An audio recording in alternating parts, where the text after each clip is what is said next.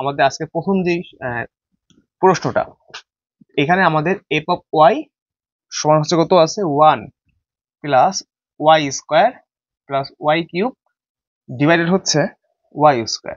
এত হলে আমাদের বের করতে হবে কি, এফ অফ -1/-2 এই মানটা, তাই না? আচ্ছা, সো এখন আমরা কি করব, এই অঙ্কটা যদি আমরা বেসিক ভাবে করতে যাই ভাইয়া, এই একটা এমসিকিউ করতে গেলে আমাদের সময় লাগবে মিনিমাম 2 মিনিটের মতো। বাট পরীক্ষার হলে তুমি একটা এমসিকিউর জন্য সময় পাবা মাত্র 1 মিনিট করে, ঠিক আছে, মাত্র 1 মিনিট করে পাবা।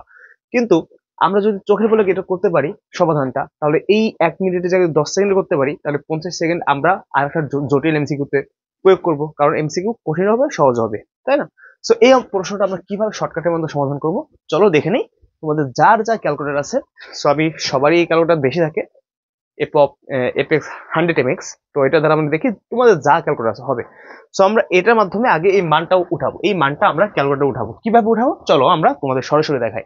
তো এখানে ক্যালকুলেটর হাতে নিলাম। তো ফার্স্ট অল হচ্ছে আমাদের, দেখো এখানে কি আছে, 1 plus Y square plus Y cube divide Y square, এই মানটাকে আমরা ক্যালকুলেটরের মধ্যে উঠাবো। কিভাবে উঠাবো ভাইয়া দেখো, তো প্রথমত আমাদের কি দিবা, একটা ব্র্যাকেট দিবা। ওকে, ব্র্যাকেট।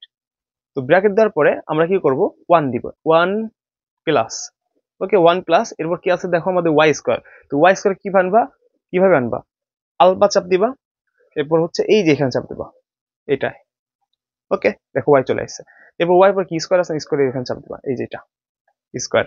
এবার প্লাস কি আছে ওয়াই কিউব, আবার আলফা চাপ দিবা, এখানে চাপ দিবা এই প্যাটার্নে। ওকে, দেখো ওয়াই চলে আসছে। এবার কি ওয়াই কিউব না, এখন কিউব তো নাই, তো আমরা এখানে চাপ দেবো কি, এইটা আমাদের, তারপর কি এটা চাপ দেওয়ার পর এই দেখো আমাদের কি, ওকে ব্র্যাকেট রাখে দেবা। এবার কি আছে ভাগ, এটা মানে ভাগ।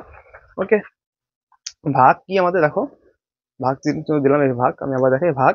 এরপর কি আছে আমাদের ওয়াই স্কোয়ার, সো আলফা চাপ দিবা, এটা চাপ দিবা, ওয়াই স্কোয়ার মানে এই স্কোয়ার হয়ে গেল। এখন ব্র্যাকেট আটকে দেওয়ার পর আমাদের এই যে এখানে ক্যাল লেখা আছে ক্যালকুলেশন, এটা চাপ দিব। ওকে, চাপ দেওয়ার পর দেখো আমাদের এই মানটা চাইছে যে এফ অফ -1/2, এই মানটা জাস্ট লিখতে হবে। এই যে এখানে এটা আসছে কেন বলতো, এই ম্যাথ হচ্ছে আমরা এর আগে করছি, এই কারণে এখানে শো করতেছে, বাট তোমাদের শো করবে না। তো এখানে আমরা -1/2 বসাবো, আমাদের -1/2 মানে কত, 0.5। সো আমরা এখানে কি করব, -0.5 উঠাবো।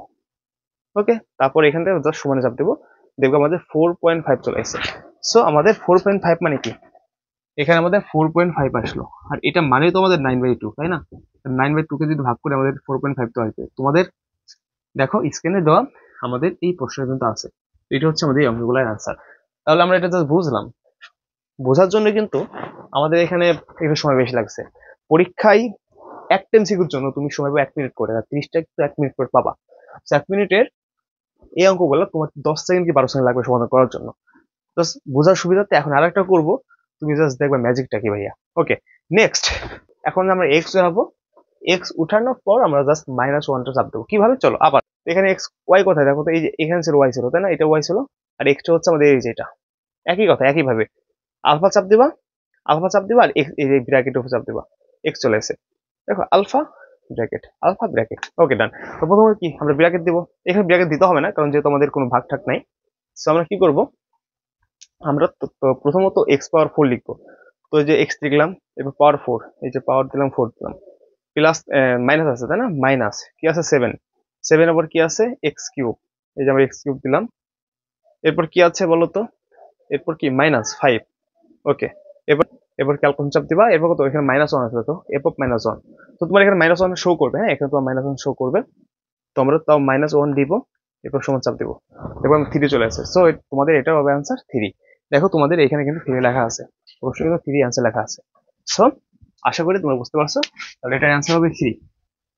বলো পারা যাবে তো, এগুলা পারা যাবে তো? আশা করি এগুলো পারবা, না পারলে অবশ্যই কমেন্ট করবা।